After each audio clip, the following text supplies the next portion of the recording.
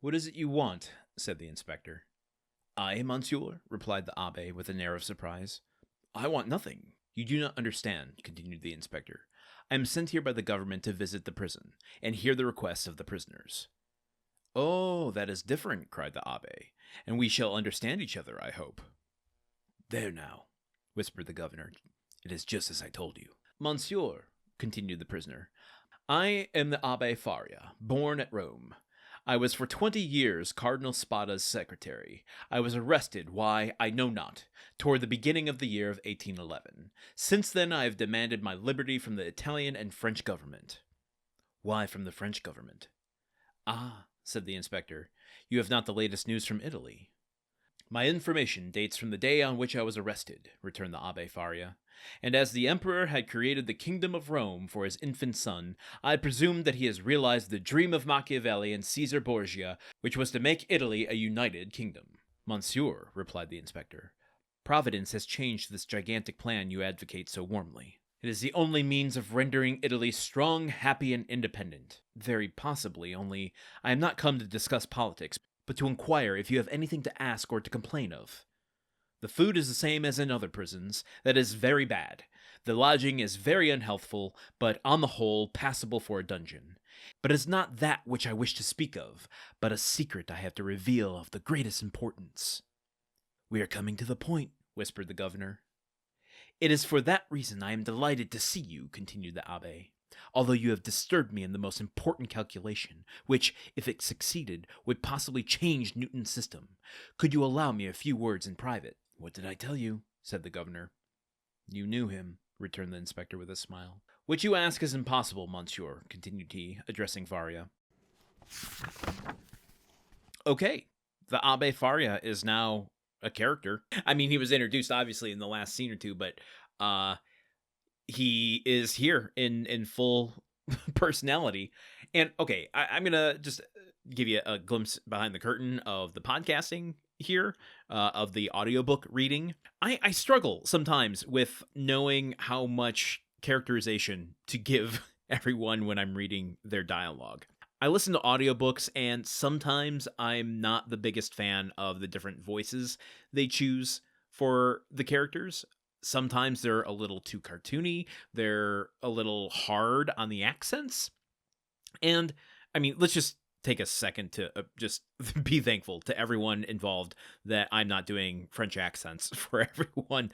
How awful would that be? Good Lord. But having not read this book before, I'm kind of cold reading everything and having to attribute characteristics to these characters without even really knowing what their whole deal is.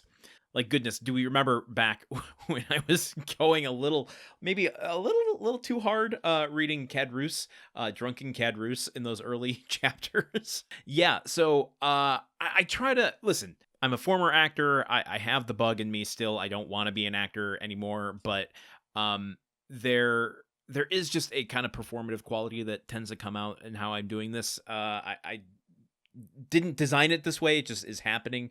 That said, I'm not trying to go too hard on the characterizations. They're just kind of coming out as naturally as the text makes them seem. So I'm not trying to make Abbé Faria eccentric. But, I mean, what we're given here, he seems a little eccentric, right? I mean, he's talking about a secret. He's doing geometric designs on the ground that's going to change how we understand Newtonian physics. Like, there's a lot of eccentricities to this guy. But how do you perform someone who's been in prison for 5 years? I don't know. Would he be cracked out of his mind? Should I be playing him with a little, like, cackle in his voice, saying, as the governor had mentioned, he used to cry, now he laughs. Should he be laughing with everything? I think that would be kind of obnoxious if I did that while I read this. So I'm not going to. That said, I'm leaning a little into the performative nature. He's talking about the grand plans for Italy, and there's pride in that. So he's a little boastful. Anyway, I don't need to talk about my process. I don't know why I went into this.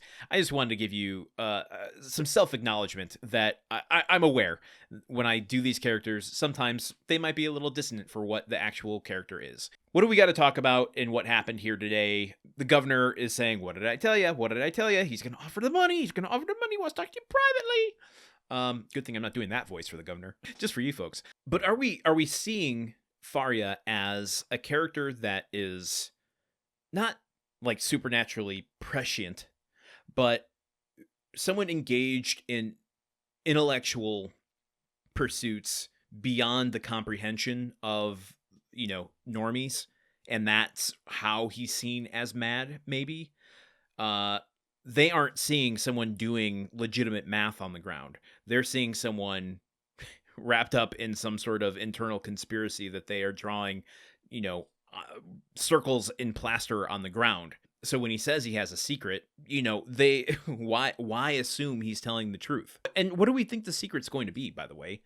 But I do think that there's, we've seen by now, Dumas doesn't just do caricatures. He is gonna, I think, give us something unexpected with the Abbé Faria, and I'm excited to see what it might be. That's all I got for today. Let's start to wrap up Chapter 14 tomorrow as we continue here on the Countdown of Monte Cristo. Until then, okay, goodbye.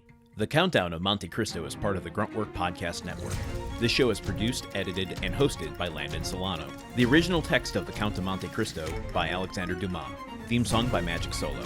If you want to support the show and others like it, visit patreon.com/gruntworkpod. Thank you for listening. See you tomorrow.